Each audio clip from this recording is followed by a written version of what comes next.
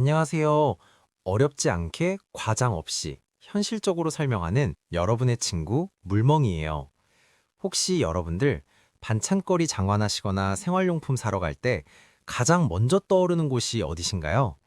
아마도 집 근처 전통시장이나 동네 마트일 겁니다. 사람 냄새 나고 정이 넘치고 얼굴 아는 상인들과 인사 나누며 장을 보는 그 시간이 참 익숙하고 편안하죠.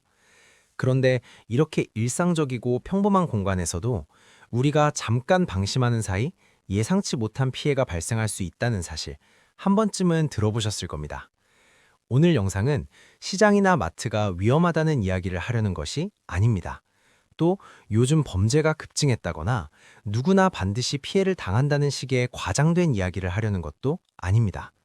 다만 예전부터 실제로 있었고 지금도 간헐적으로 발생하고 있는 몇 가지 범죄 수법을 미리 알고 계시면 충분히 피할 수 있기 때문에 예방 차원에서 꼭 한 번은 짚고 넘어가야 할 이야기라서 준비했습니다. 특히 명절이나 주말처럼 사람이 몰리는 시기에는 평소보다 조금만 더 조심하셔도 피해 가능성을 크게 줄일 수 있습니다. 오늘 영상에서 소개해드리는 내용은 실제로 보도되었거나 경찰을 통해 알려진 사례들을 바탕으로 정리한 것이며 모든 시장이나 모든 어르신께서 겪는 일은 절대 아니라는 점을 먼저 분명히 말씀드립니다. 과도한 불안보다는 이런 경우도 있구나 하고 참고하시는 마음으로 끝까지 들어주시면 좋겠습니다. 혹시 시청하시면서 비슷한 상황을 직접 겪으셨거나 주변에서 들은 적이 있으시다면 댓글로 공유해 주셔도 좋고요. 이 영상이 도움이 되셨다면 주변 분들께 조심하자는 의미로 한 번쯤 알려주셔도 좋겠습니다. 먼저 가장 많이 알려진 사례 중 하나인 이른바 포옹을 가장한 소매치기 수법에 대해 이야기해 보겠습니다. 이 수법은 최근에 갑자기 생긴 신종 범죄라기보다는 예전부터 존재해 왔고 지금도 일부 지역에서 간헐적으로 발생하는 방식입니다. 주로 사람이 많은 전통시장이나 행사장처럼 정신이 분산되기 쉬운 장소에서 벌어집니다. 범인은 무작정 아무에게나 접근하지 않습니다. 대체로 현금을 꺼내는 장면을 우연히 본 뒤 지갑의 위치나 외투 주머니를 미리 파악합니다. 이후 아주 사소한 부탁을 하며 말을 겁니다. 길을 묻거나 친근한 말투로 말을 붙이며 경계를 낮춥니다. 이 단계만 놓고 보면 단순한 실수처럼 보일 수 있기 때문에 대부분 크게 의심하지 않습니다. 문제는 그 다음입니다.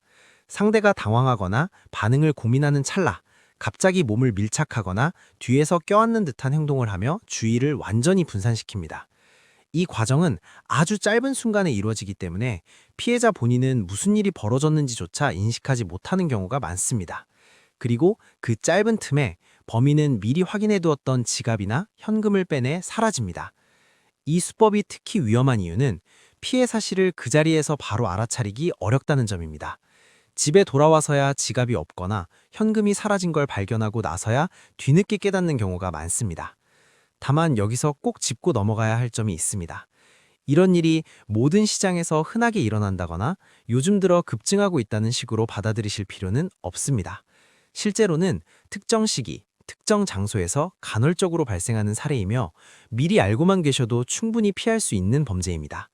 갑작스럽게 밀착하는 행동, 지나치게 친근한 접근, 불필요한 신체 접촉이 느껴진다면 무례하다고 느껴지더라도 한 걸음 떨어지는 것이 가장 좋은 대응입니다. 다음으로는 조금 더 의외라고 느껴질 수 있는 사례입니다.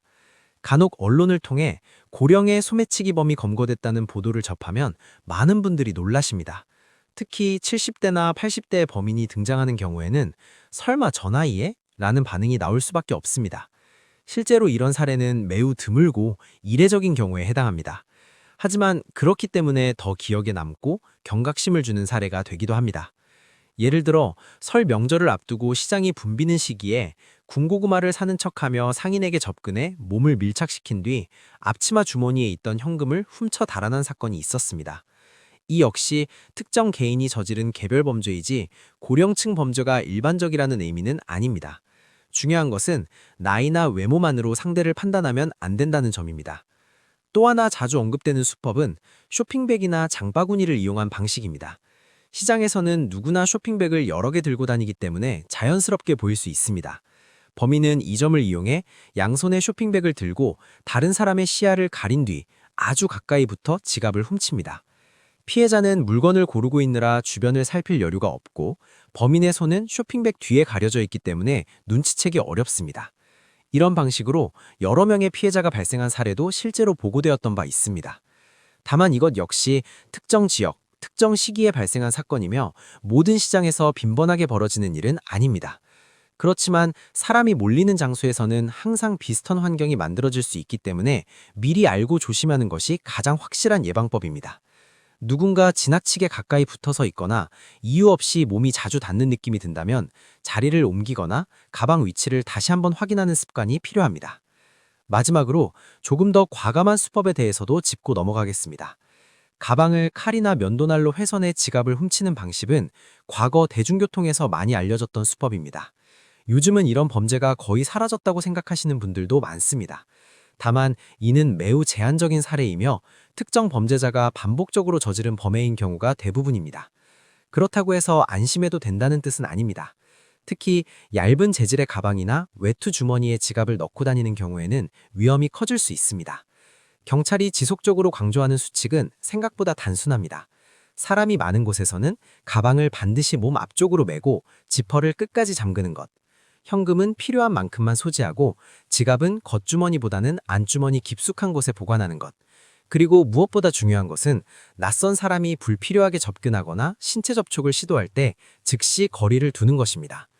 이런 수칙들은 새로운 것이 아니라 오래전부터 반복해서 강조되어 온 기본적인 원칙들입니다.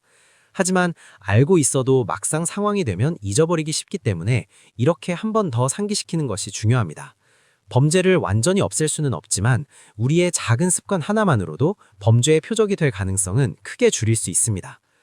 오늘은 전통시장과 마트에서 간헐적으로 발생하는 소매치기 수법과 이를 예방하기 위해 꼭 기억해야 할 점들에 대해 이야기해드렸습니다. 다시 한번 강조드리지만 오늘 말씀드린 사례들은 일부 실제 사건을 바탕으로 한 것이며 모든 시장이나 모든 어르신께 해당되는 이야기는 아닙니다. 다만 미리 알고 계시면 충분히 피할 수 있는 일들이기 때문에 불안해하시기보다는 예방 차원에서 기억해 주셨으면 좋겠습니다. 특히 명절이나 주말처럼 사람이 몰리는 시기에는 오늘 내용 중 한 가지만이라도 떠올려 주신다면 큰 도움이 될 것입니다. 혹시 비슷한 경험이 있으시거나 주변에서 들은 이야기가 있다면 댓글로 공유해 주셔도 좋고요. 이 영상이 도움이 되셨다면 주변 분들께도 이런 경우도 있으니 조심하자는 의미로 한 번쯤 알려주시길 바랍니다. 우리 모두 조금만 더 주의해서 즐거운 장보기가 불안한 기억으로 남지 않기를 바랍니다. 오늘도 시청해 주셔서 감사합니다.